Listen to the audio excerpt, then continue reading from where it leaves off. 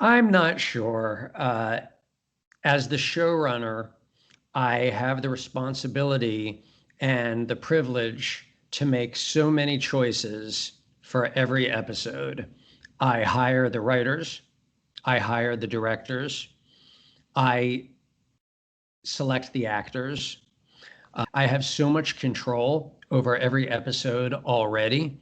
I feel like I have enough of a creative influence. So I like to share the stage with others to come in and place their creative vision on the show. So I know what I am good at, but I also know what my limitations are. And so my preference is to continue letting other people direct the episodes, and I will collaborate with them. He's a very good director. So just to give you a little bit more insight into how my production works, every season, in addition to having a number of directors come in and direct one or two episodes, each season I've also had a director spend the entire season with us in a producing capacity. And in the States, we call that role producing director. So in season one, we had a guy named Paul Holohan, who was our producing director. A guy named Joe was our producing director in season two.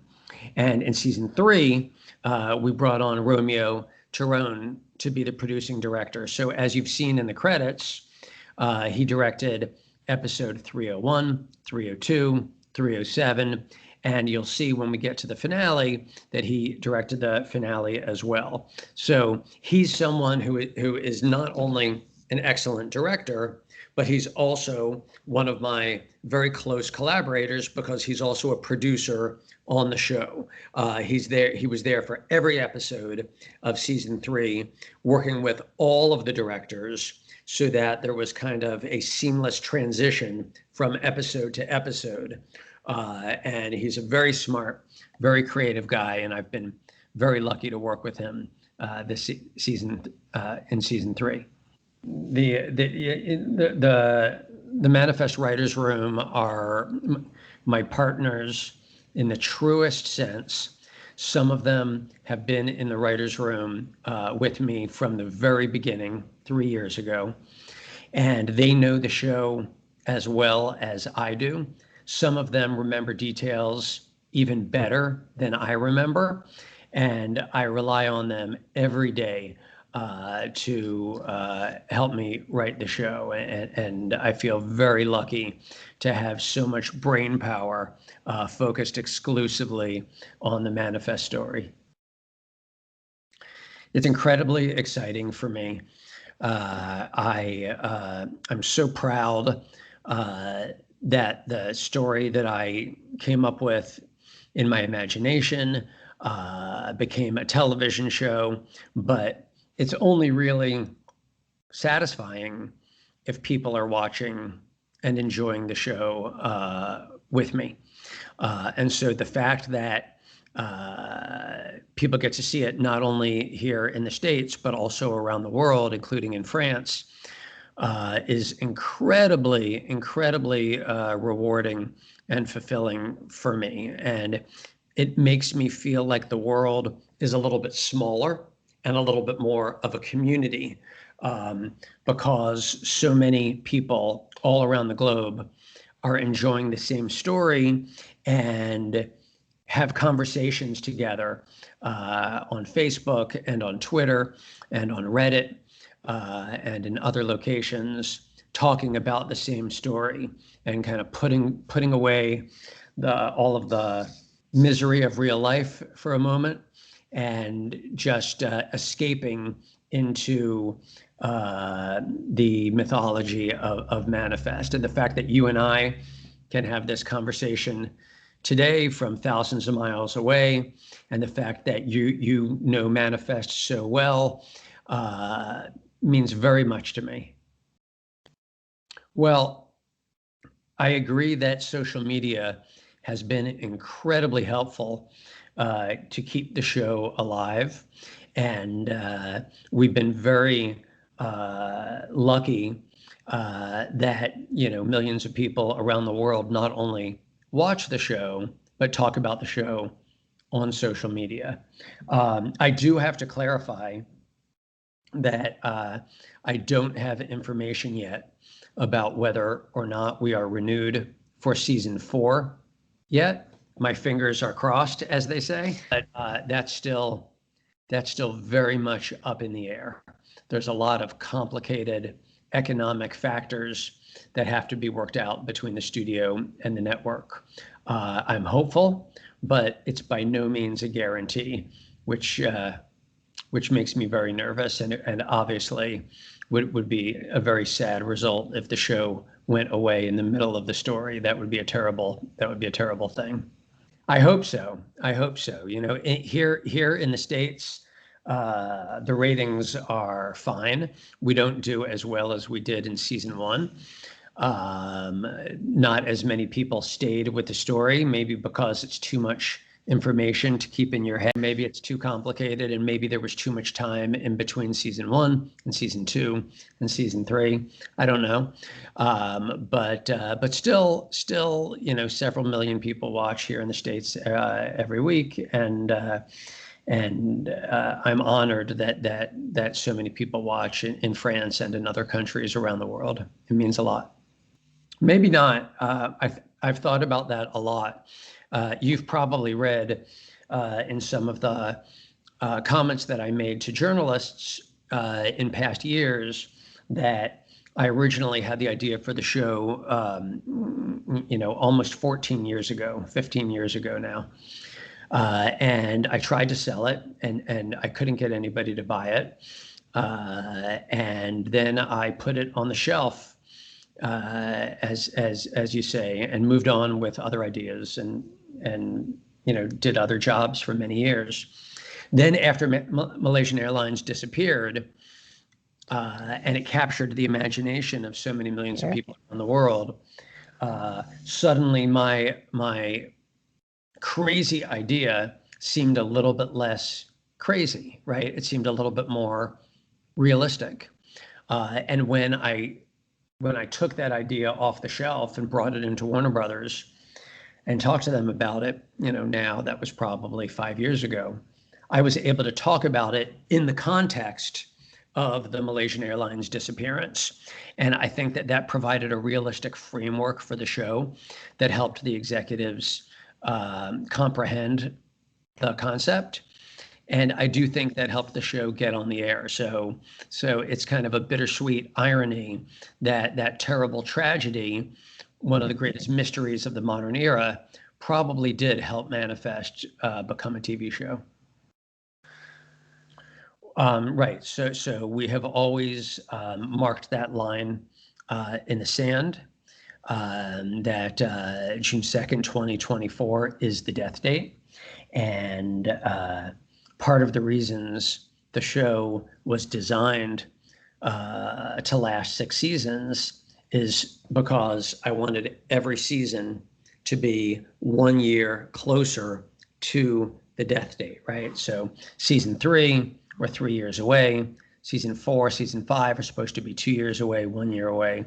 And then my plan for season 6 is that it's the final year as we approach month by month closer to the death date. And then when we get to the series finale, that is when we ultimately approach the death date and we answer the ultimate question, will our passengers live or die? So that's the grand plan. And again, just to circle back to where we were a few minutes ago, I'm hopeful that that NBC and Warner Brothers allow me the time to tell the rest of that story.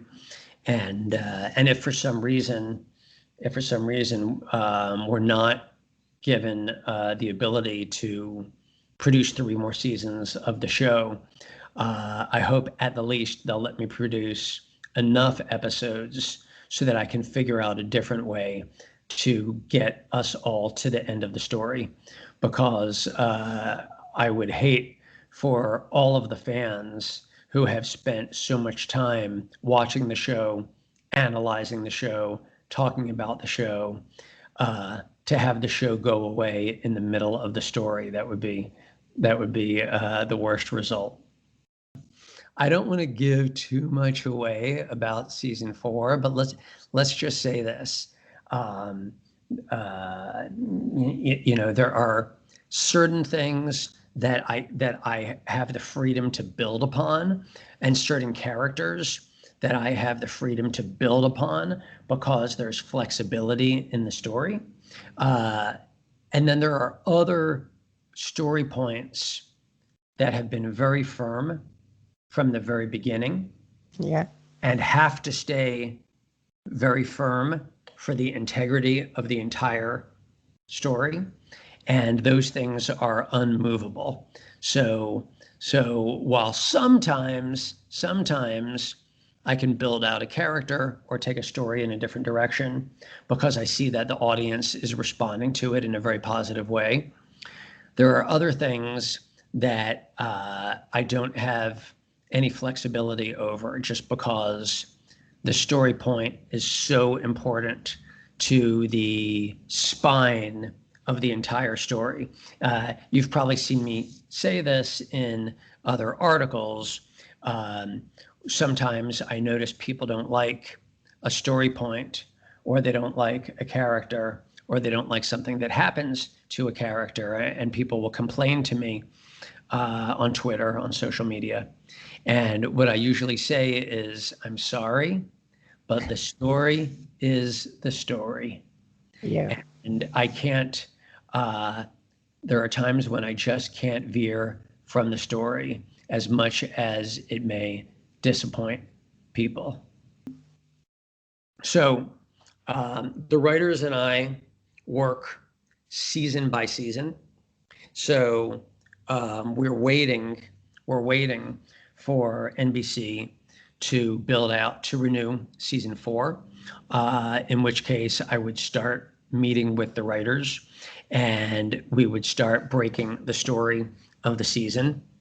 But just to be clear, I do have a document that I've had from the very beginning that outlines all 6 seasons of the show in very broad strokes.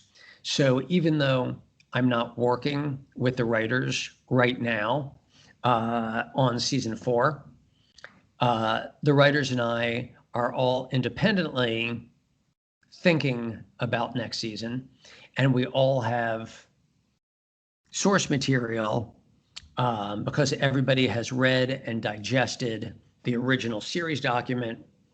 And all along the way, in season 1, season 2, season 3, we come up with ideas that impact season 4, 5, and 6.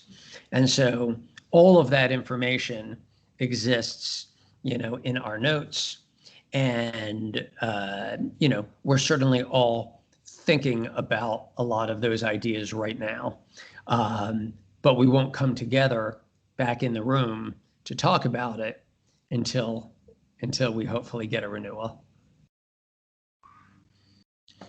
So from the very beginning, it was always our intention to start the callings out in a very small and narrow way, and then to allow the callings to evolve over time.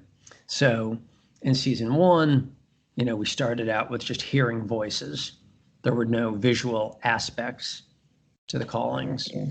Then in season 2, the callings became much more visual. And also, you occasionally saw more than one person being able to communicate with another inside the calling. And that became even more prevalent in season 3, where we've seen multiple people inside the same calling able to communicate with each other.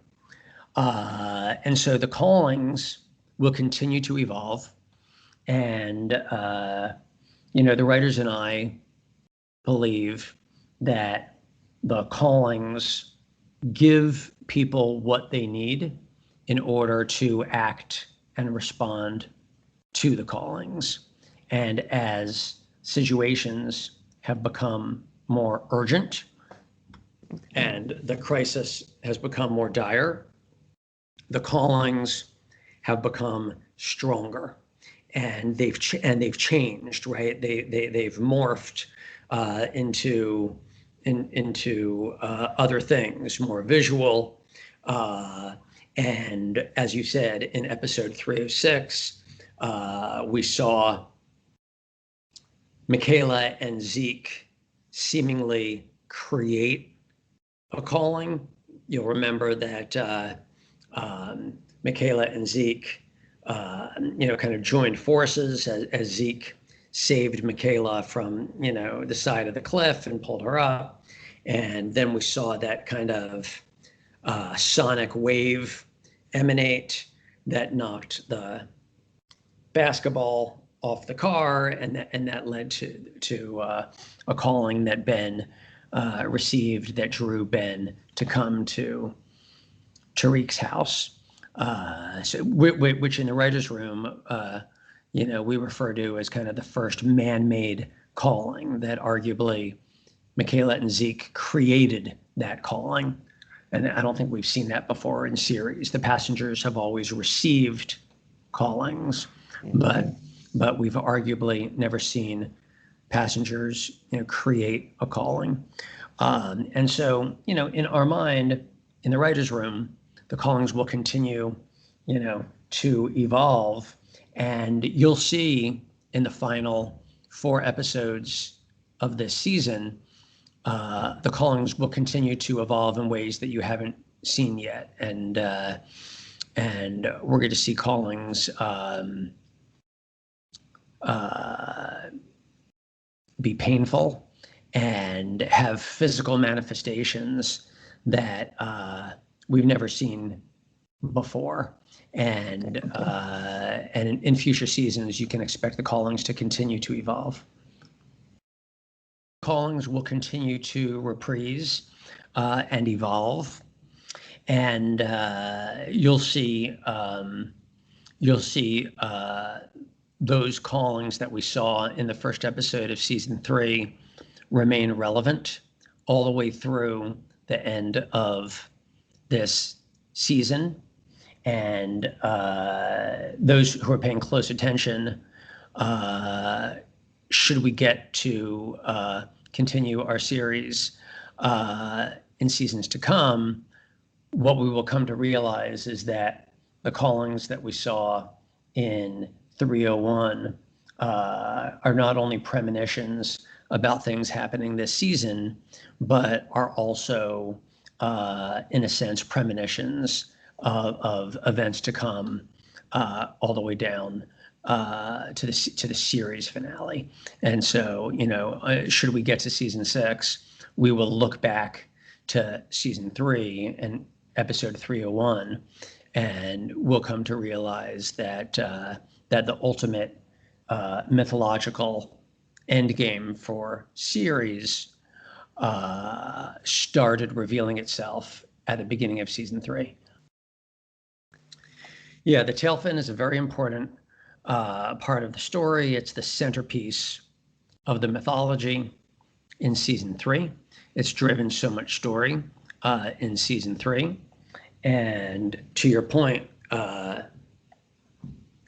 we discovered just last week in episode 309 that there are parallels between Alzurus' ship and Flight 828, and those parallels will continue to become clear in future episodes.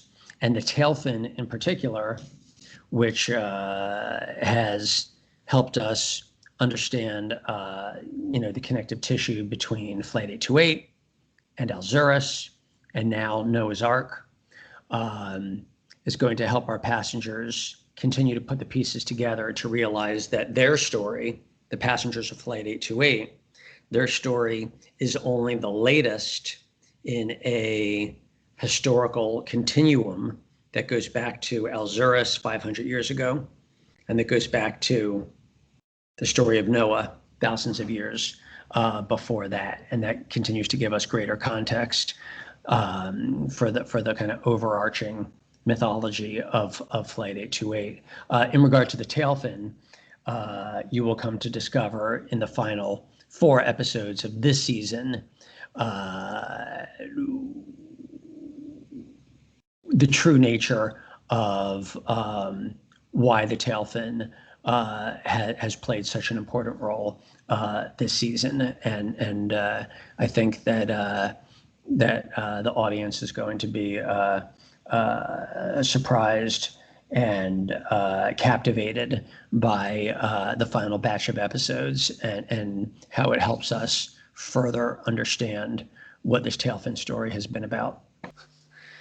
It is complicated, and maybe to a fault. It's hard to keep track of everything, and I think it often makes people's head hurt when they're trying to keep track of all the stories that we're telling. And sometimes I ask myself, are we asking too much of the audience? Are we asking the viewers to keep track of too much? And maybe we are. Maybe we are. I mean, I think one of the flaws of the show is that we often overload our stories with so much detail and mythologically and otherwise. We do that because I want every character to be important, and I want every character to have his or her own arc, and I want every character to matter. And I try very hard to not have characters just be ciphers who are listening or reacting or supporting other characters' stories. So the writers and I have tried very hard to make the story dimensionalized enough and complicated enough so that every character has an important role to play. And, and I'm not sure if that was a good decision or a bad decision, but it's my decision and I'm sticking with it. Yeah, Angelina is a very complicated character. When we met her, she was obviously in a terrible situation, the worst situation imaginable, being held captive by her own parents. Her parents thought that she was, a freak, a demon, inhuman, locked her away. And so, the calling led Michaela and Zeke to emancipate her and bring her home. And, we discovered right there at the beginning that Cal had some type of psychic connection with Angelina. Cal tells Angelina at the end of episode 301, "I've been waiting for you." And he doesn't know why. He doesn't know what her purpose is in the mythological story, but he knows that she matters, and he knows that she needs to be given refuge. And that began the journey of Angelina. And so we've seen her in 9 short episodes evolve from this tortured soul to a woman fragile and vulnerable, having a new beginning, trying to start over, trying to find something else to believe in. She obviously grew up very religious, very fearful of the Old Testament version of God, and well versed in the Bible, and so we saw her searching and trying to find hope. And she found that in Pete, and that whirlwind, mystical, somewhat creepy romance that existed between Angelina and Pete was a lifeline for her. And for the first time in her life, she felt romantic fulfillment. She felt a connection with someone. She saw the possibility of a future for herself with someone who she loved. And that's what she talked about with Pete in season 5, in episode 5, 305. She dreamed about Pete living, surviving, and having a future with her. And then, of course, Pete was tragically, violently taken away from her in 306. And with that, all of her hope, all of her optimism, went away and she was undone.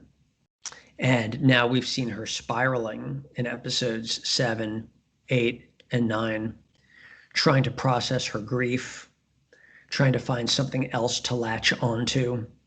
And, you know, she's so desperate and she's so lonely and she's so hungry for community, for connection. She's perhaps going overboard in trying to make connections. And we see her now really strongly latching on to Eden, baby Eden, hopeful that she has some type of mystical connection with the baby. So desperately wanting to be part of the Stone family, so much so that we saw her kind of reinvent her physicality in episode 309, wanting to be just like Grace and Olive, and obviously that really scared and turned off Olive, and Olive got very angry with her, and I know that was a very controversial scene. There's a lot of discussion on social media about whether Olive went too far in lashing out at Angelina, and of course Angelina then went and tried to create some intimacy with Levi, and you know, that begs the question, is Angelina trying to punish Olive, or is she just desperately lonely for connectivity? You know, we say on Manifest it's all connected, and Angelina desperately just wanted to be connected. And we're going to see that downward spiral continue, unfortunately, in the episodes to come. Devastating. Thank you so much for your interest, and thank you for helping keep Manifest popular, not just in France, but all around the world. I appreciate it.